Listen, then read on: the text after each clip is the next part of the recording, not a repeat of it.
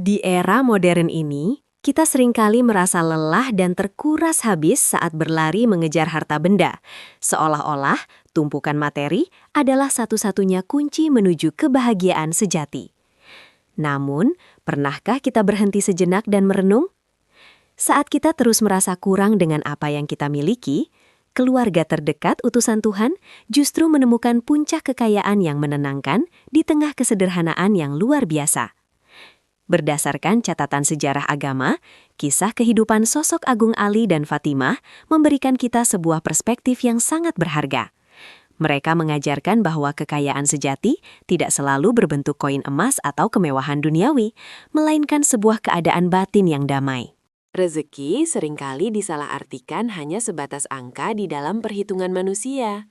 Padahal, menurut ajaran agama dan kebijaksanaan para pendahulu, rezeki memiliki dimensi yang jauh lebih luas dan mendalam. Kesehatan yang baik, keluarga yang harmonis, dan rasa aman adalah rezeki. Namun, di atas semua itu, ketenangan batin, rasa cukup atau qanaah, serta keridoan terhadap ketetapan Sang Pencipta adalah bentuk rezeki tertinggi yang sering dilupakan oleh manusia modern. Ketenangan batin inilah yang membuat seseorang merasa menjadi manusia paling kaya di dunia, meskipun ia hanya memiliki makanan untuk hari itu saja, seperti yang dicontohkan oleh keluarga mulia ini. Mari kita menyelami kehidupan rumah tangga teladan ini. Berdasarkan riwayat sejarah yang masyhur, rumah mereka tidak dipenuhi dengan perabotan mewah atau hiasan berharga. Sebaliknya, rumah tangga mereka dipenuhi dengan kerja keras yang nyata. Sang istri, yang merupakan wanita paling mulia, tangan dan bahunya seringkali lecet karena memutar batu penggilingan gandum dan memikul air dari sumur setiap hari. Sang suami pun bekerja keras menguras keringat sebagai pekerja kasar untuk memenuhi kebutuhan harian mereka. Meskipun kehidupan fisik mereka sangat berat dan serba kekurangan, tidak pernah terucap keluhan dari bibir mereka yang senantiasa basah oleh zikir dan doa. Suatu ketika, kelelahan fisik yang mendera membuat sang suami menyarankan kepada istrinya untuk datang menemui ayahandanya, sang pemimpin spiritual umat, guna meminta seorang asisten yang bisa dijadikan pelayan untuk membantu tugas-tugas rumah tangga. Ini adalah sebuah permintaan yang sangat manusiawi, mengingat beratnya beban yang harus ditanggung setiap harinya. Ia adalah seorang figur penting, namun hidup dalam kondisi yang jauh dari kata mewah. Sang istri pun berangkat menemui ayahandanya dengan harapan mendapatkan keringanan, sebuah langkah yang menunjukkan kerendahan hati sekaligus kepatuhan yang tulus, serta harapan wajar seorang anak kepada ayahnya di saat merasa sangat kelelahan. Namun, ketika permintaan itu disampaikan, jawaban yang diberikan bukanlah seperti yang diharapkan oleh akal manusia pada umumnya. Ayahandanya tidak memberikan pelayan atau harta duniawi untuk meringankan beban fisik mereka. Berdasarkan catatan sejarah, sumber daya yang ada saat itu lebih diutamakan bagi orang-orang fakir miskin yang tinggal di pelataran tempat ibadah dan kelaparan. Keputusan ini menunjukkan sebuah keadilan yang luar biasa, di mana kepentingan umat yang lebih menderita diutamakan di atas kepentingan keluarga sendiri.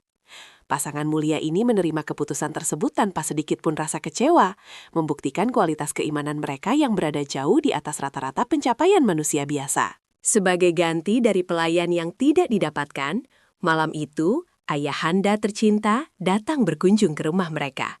Beliau memberikan sebuah hadiah yang nilainya jauh melampaui seluruh harta kekayaan di dunia ini. Hadiah itu bukanlah emas, perak, atau hamba sahaya, melainkan sebuah amalan batin yang sangat sakral. Beliau mengajarkan mereka untuk membaca kalimat puji-pujian suci kepada Sang Pencipta secara berulang kali sebelum mereka memejamkan mata untuk tidur setiap malam.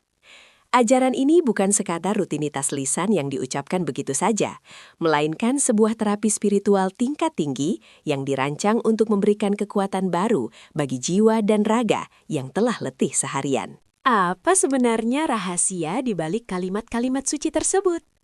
Menurut pemahaman keagamaan yang mendalam, puji-pujian sebelum tidur ini memberikan energi spiritual yang luar biasa, yang efeknya bahkan melampaui bantuan fisik dari seorang asisten rumah tangga. Ketika seseorang menyerahkan segala beban urusannya kepada Sang Pencipta melalui ketulusan hati, rasa lelah di pundak terasa menguap seketika. Keesokan harinya, pasangan teladan ini bangun dengan tubuh yang jauh lebih segar, batin yang lebih teguh, dan hati yang dipenuhi rasa syukur tiada batas. Kelelahan fisik mereka tergantikan oleh kekuatan batiniah, membuktikan bahwa asupan makanan jiwa jauh lebih esensial dan bertahan lama daripada sekadar kenyamanan fisik duniawi. Dari kisah inspiratif ini, kita diajak untuk benar-benar menyelami esensi dari sifat qanaah. Qanaah adalah kebesaran kapasitas hati untuk merasa cukup dan rela dengan apapun ketetapan pembagian dari Tuhan Yang Maha Esa. Ketika seseorang telah berhasil menanamkan qanaah di dalam sanubarinya, ia tidak akan pernah merasa miskin atau tertinggal. Ia sepenuhnya terbebas dari rantai keserakahan duniawi yang menyiksa batin. Kehidupan keluarga ini menjadi monumen abadi tentang betapa indahnya menjalani waktu demi waktu dengan rasa cukup. Mereka tidak pernah membandingkan kualitas hidup dengan para saudagar kaya di pasar, karena mereka sangat sadar bahwa kekayaan sejati tidak pernah diukur dari seberapa banyak yang kita simpan. Kini, mari kita melihat ke dalam cermin kehidupan kita saat ini, di mana kita seringkali tersesat dalam gemerlap ilusi kekayaan modern. Kita tiada henti berlomba-lomba menumpuk aset material, memamerkan pencapaian fana, dan mengukur derajat kesuksesan sesama hanya dari merek pakaian atau kendaraan yang digunakan sehari-hari. Namun sungguh ironis, di tengah tumpukan harta benda tersebut, begitu banyak jiwa manusia yang merasa kosong, gelisah, dan tak pernah menemukan titik kepuasan. Berdasarkan kajian nilai-nilai spiritual, kekosongan masif ini terjadi akibat kebodohan kita yang mencoba mengisi ruang batiniah yang tak terbatas dengan benda-benda fisik yang hakikatnya sangat terbatas dan pasti akan hancur pada waktunya. Lebih dalam dari sekadar qanaah, terdapat anak tangga spiritual yang jauh lebih tinggi dan indah, yaitu keridoan. Ridho berarti jiwa yang mampu tersenyum tulus di hadapan setiap ketetapan takdir. Tidak sekadar pasrah menerima keadaan, tetapi benar-benar merasa lapang dada dengan apa yang Tuhan pilihkan untuknya. Pasangan mulia ini tidak hanya bersabar atas beratnya kemiskinan yang mencekik, tetapi mereka sepenuhnya ridho. Keridoan paripurnya inilah yang secara ajaib mengubah rumah tanah liat kecil mereka menjadi sebuah istana batin yang sangat megah, mengubah roti gandum yang keras dan kasar menjadi hidangan laksana di surga, serta mengubah peluh lelahnya bekerja menjadi ibadah agung yang mendatangkan kemuliaan abadi. Pertanyaan besarnya kemudian adalah, bagaimana cara kita menanamkan prinsip agung ini di tengah gempuran tuntutan gaya hidup zaman modern yang tiada ampun? Langkah pertama yang paling krusial adalah dengan menyadari sepenuhnya bahwa perlombaan mengejar dunia adalah sebuah siklus labirin yang tidak akan pernah memiliki garis akhir. Kapanpun kita berhasil meraih satu hal, hasrat di dalam dada akan seketika menuntut hal lain yang jauh lebih besar. Menurut ajaran kerinjaksanaan agama, kita dituntut untuk memiliki keberanian mengambil jeda sejenak guna bernapas lega, mengevaluasi kembali apa yang sebenarnya esensial bagi jiwa kita, lalu melepaskan ambisi berlebihan yang diam-diam merusak kedamaian pikiran. Menemukan titik kedamaian di dalam bingkai kesederhanaan sama sekali bukan berarti kita harus hidup dalam kemiskinan ekstrim atau menolak segala bentuk kemajuan zaman yang bermanfaat. Kesederhanaan pada hakikatnya adalah sebuah sikap mental yang merdeka. Ia adalah kepandaian jiwa untuk menikmati hal-hal kecil di sekitar kita, seperti menikmati segelas air putih segar setelah seharian bekerja keras, menikmati suara tawa riang bersama anggota keluarga di sudut ruang tamu, atau sekadar menikmati waktu luang sejenak untuk bermunajat dalam sepi. Ketika kita berhenti mengaitkan definisi kebahagiaan dengan syarat-syarat materi yang rumit dan mahal, kita secara otomatis membebaskan diri kita dari jerat stres dan kecemasan mental yang melumpuhkan.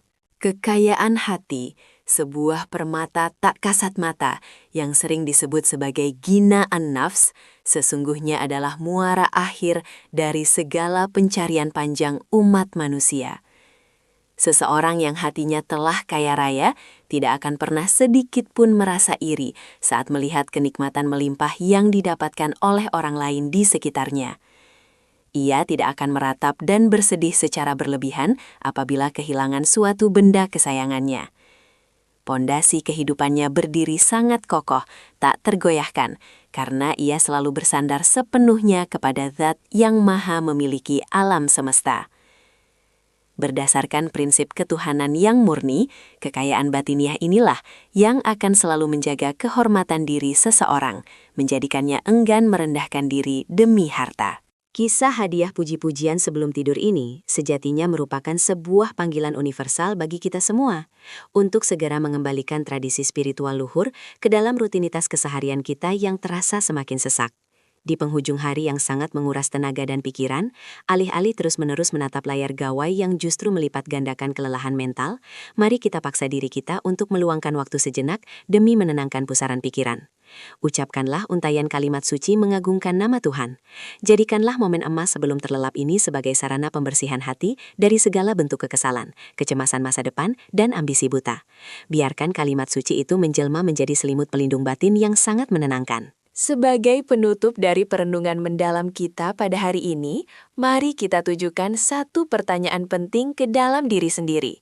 Apakah tumpukan kekayaan duniawi yang kita kejar mati-matian selama ini benar-benar telah membawa kedamaian abadi atau justru hanya menambah beban batu di pundak kita?